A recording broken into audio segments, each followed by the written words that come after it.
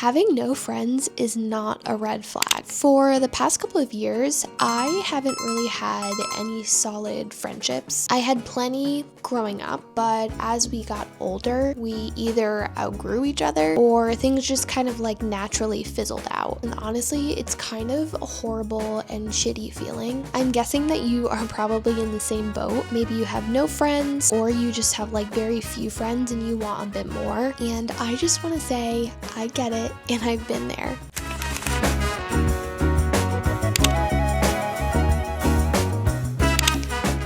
Welcome back to my channel. My name is Cassie and I'm so happy that you're here. Today I'm going to tell you how to make friends as an adult because it is hard.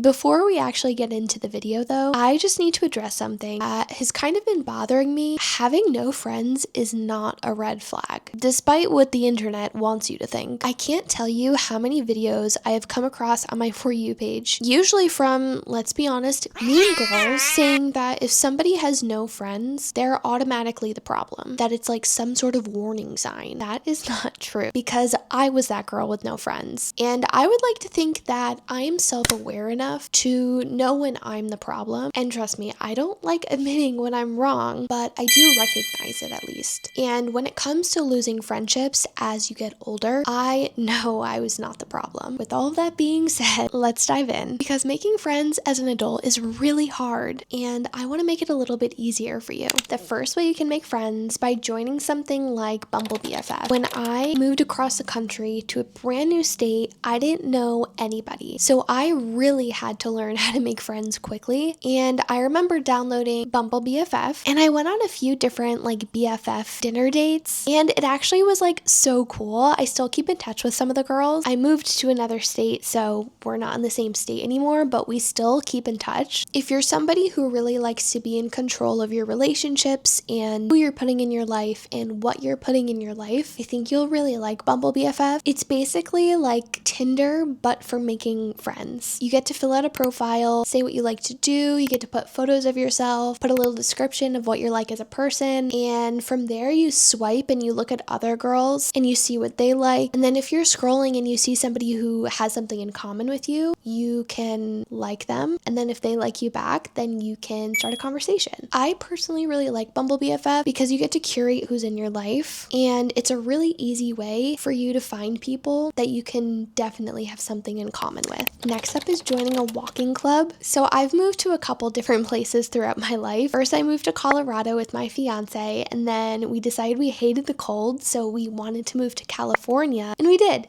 So we moved to California, which was another state where I had no friends. I literally knew nobody, neither did my fiance. It was just like such a clean slate. And I remember coming across something on Instagram about a walking club in the city that I was in. I joined it, I went to a couple events, and I made some really awesome friends. Again, I still keep in touch with them. Basically, this group would put on like group walks with a bunch of different girls who also want to make friends. And we would walk by the beach, we'd walk at parks, and everybody is in a really uncomfortable position, right? Like you're putting yourself out there. You don't know anybody when you're going to this. So everybody is nervous, but that's what brings you together. And it kind of breaks the ice a little bit because you're like, hi, I'm nervous. Are you nervous? And they're like, yes, I'm nervous. And then you just kind of get to talking. And I really liked it because it pushes you out of your comfort zone and it gets you outside. Next idea is to join a sports league. There are so many different leagues that you can join. When I was in California, me and my fiance joined a bowling league, which sounds hilarious, but it was actually really fun. And we specifically made sure that it was not like a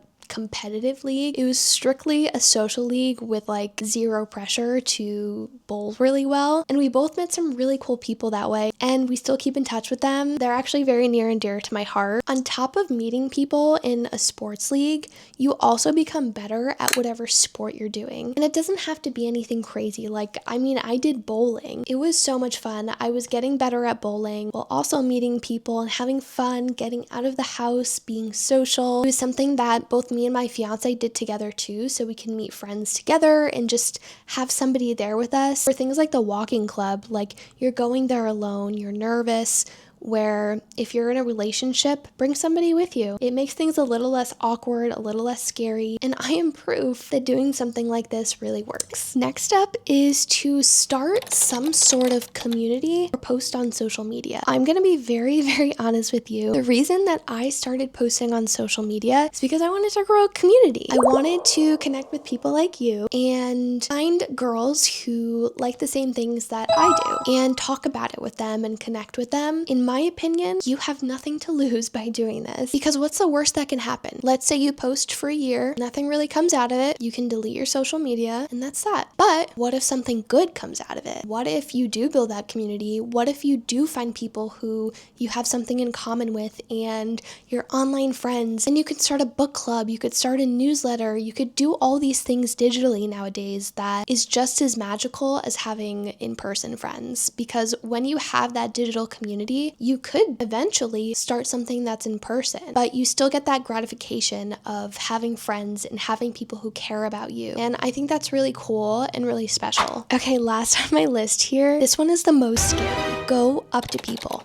Put yourself out there. Let's say you're at the coffee shop. If you see a girl wearing a sweater that you really like, strike up conversation with her. Tell her you like the sweater and keep the conversation going. If you're on a walk and you see somebody's dog is really cute, tell them that their dog is cute. Go up to them. Put yourself out there. All humans want connection. They all want to connect with somebody. They all want friendships. Everybody wants a community, but for some reason, everybody's afraid to do it. Don't be that person. Be the person that puts yourself out there. Go up to people. Talk to people. Everybody is craving it. And if they don't want to talk to you, fuck them. Walk away and go up to somebody else. I'll tell you an example of me doing this, and before I tell you, I'm the most introverted, quiet, and shy person ever. I'm really not somebody who, like, when I'm with people, I'm not the one who's talking a lot. I'm usually kind of like in the corner and I'll chime in every now and then, but I am not somebody who, like, is very extroverted. When me and my fiance moved to Colorado,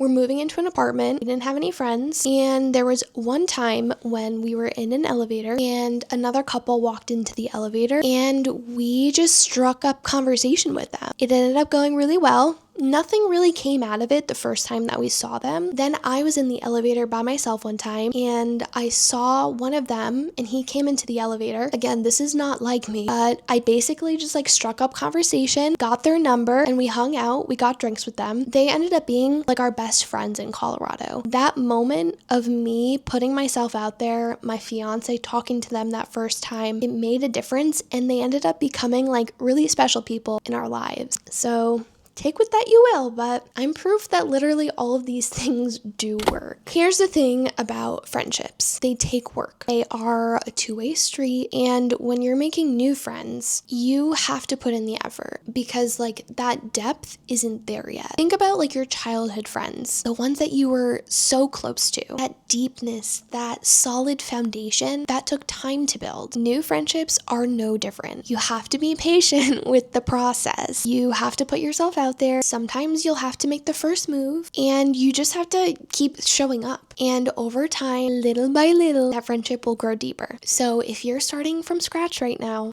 be gentle with yourself. Making friends does not happen overnight, but it will happen if you put yourself out there and do at least one of these things that I talked about. And to be honest with you, I consider you to be one of my friends. So thank you for being here and thank you for watching this. And thank you just for letting me be a part of your world. If this resonated with you, please let me know in the comments. I would love to hear your story. And if you are not subscribed yet, don't forget to subscribe if you want to hear me rambling a little bit more. And so we can just hang out more. Until next time, I will see you in my next video. Bye.